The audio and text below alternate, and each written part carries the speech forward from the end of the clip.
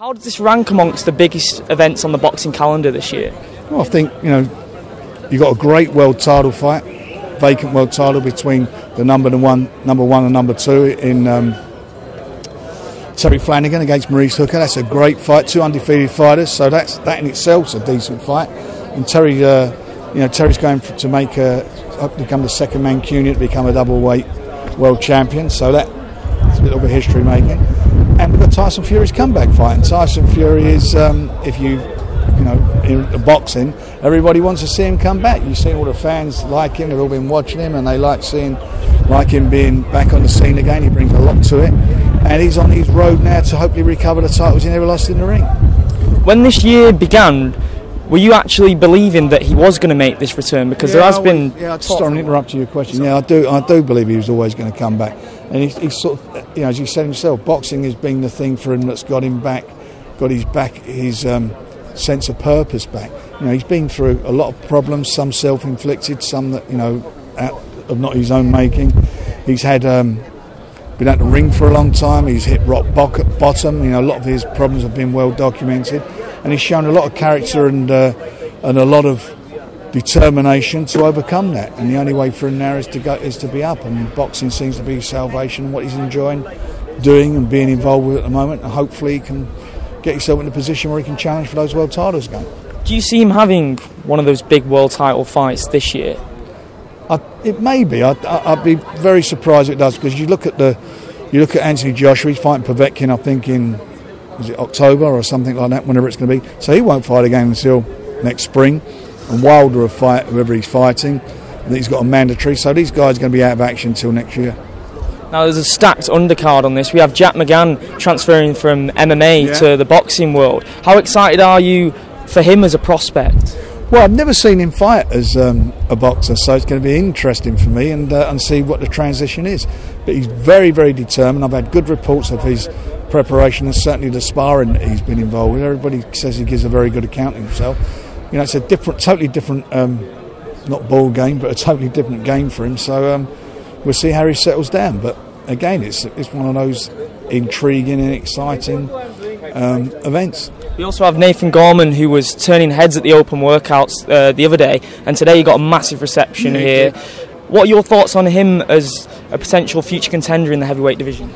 Well, he's making great progress. He's a WBC, I think, international champion at the moment. He's trained by Ricky Hatton. He's done a fantastic job with him, Ricky. He's got better every fight. I mean, he's done it very quickly as well, and he's a young guy. He's only a kid, isn't he, as far as heavyweight's concerned?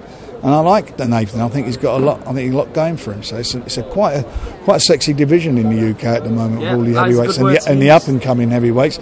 And you look down the road, you look at these guys, these young lions coming through, going to take on the big guys. And I think as far as Britain's concerned, I think we're in good shape in the heavyweight scene. Talking about young lions in the heavyweight division, a fight I'd really like to see down the line is Nathan Gorman and Daniel Dubois. Is that something that you thought about a few times? I'm sure it's a fight that will happen down the line, providing they keep winning their fights. They're two great prospects. Daniel's a sensational puncher. Nathan's done brilliant. They're both, very, very well respected and giving great account of themselves in the ring up to now. And I'm quite sure when that fight happens, it's going to be a huge one. It'll build into being something quite big. I want to know what your thoughts were on the announcement of the Joseph Parker and Dillon Whyte fight yesterday. The implications that has on the heavyweight division. Who do you see coming out on top of that one? Well, it's a decent fight. I would lean towards Parker for that fight. I don't know why it's on pay-per-view. I mean, it's not a pay-per-view fight. Asking people to pay 19 quid or whatever it is to watch that, especially when his promoter was saying that pay-per-view's dead. I think it's a piss take of the fans to ask them to pay for that. It's a good fight, but it's not a pay-per-view fair. Speaking of the promoter, Eddie Hearn, what are your thoughts on his venture out to America?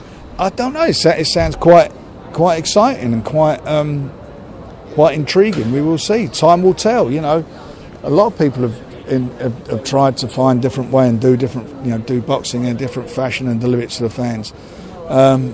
And it'd be interesting to see. But at the end of the day, people want to see fighters, and it's all about the fighters. And eventually, how they consume it, we'll see. I mean, I don't know what they're pitching their price at. I mean, at the moment, you can watch boxing on ESPN Plus, which is a big platform. A big company in the States. Not just boxing, you get I think you get some sort of football on there. You get NFL. I think you can get a bit of UFC on there. And he paid $4.50 a pop for that. I don't know what they're pitching their price at. I've heard they were going to pitch it at $10, $19. I've got no idea. So only time will tell. Is there any update on the situation with Josh Warrington? Because obviously he's kind of set himself up for a fight with Frampton. I'm going to give you a little exclusive.